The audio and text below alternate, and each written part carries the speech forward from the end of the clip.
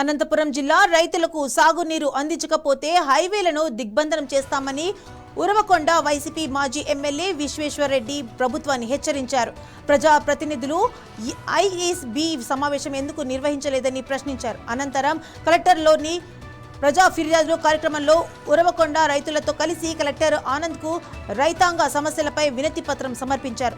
తుంగభద్ర నుంచి హెచ్ఎల్సీ ద్వారా వస్తున్న నీరు పీఏబీఆర్కు ఎలా చేరుతుందని విశ్వేశ్వరరెడ్డి ప్రశ్నించారు. కాల్వాకు అడుగడుగునా గండ్లు ఉన్నాయని వాటిని సరిచేసి తుంగభద్ర నీటిని సాగునీటికి కేటాయించాలని డిమాండ్ చేశారు. హంద్రీనీవా జలాలను కర్నూలు, అనంతపురం జిల్లాలకే పరిమితం చేయాలని కోరారు.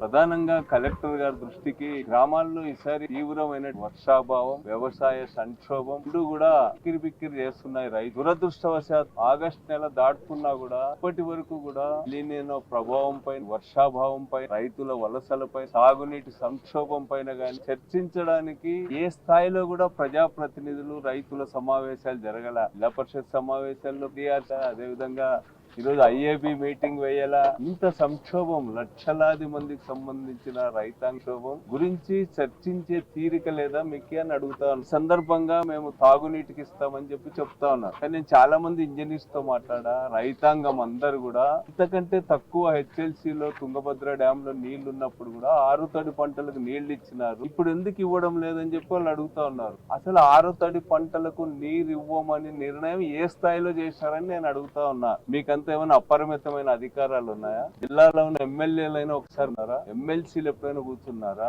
లేకపోతే రైతు సంఘాల నాయకులు గాని, రైతుల ప్రతినిధులు గాని ఏదైనా ఒక్క చోట సమావేశమై మేము సమగ్రంగా ఆలోచించి సమీక్షించి తాగునీటికి మాత్రమే నీళ్లు ఇవ్వాలని మీరు నిర్ణయిస్తే అది వేరు. మీరు అసలు గ్రౌండ్ రియాలిటీస్ తెలుసుకోకుండా, కిందున్నటువంటి వాళ్ళతో మాట్లాడకుండా, డెమోక్రటిక్ గా డిస్కస్ చేయకుండా ఇంత తీవ్రమైన సంక్షోభాన్ని మీరు ఎలా నిర్ణయాలు తీసుకుంటారని చెప్పి నేను అడుగుతా ఉన్నా. అంతేకాకుండా రాష్ట్రంలో ఎక్కడో తాగునీటికి మాత్రమే వినియోగించాలని నిర్ణయం తీసుకుంటే దాన్ని ఉమ్మడి అనంతపురం జిల్లాలో ఎట్లా అమలు పరుస్తారని అడుగుతా ఉన్నా.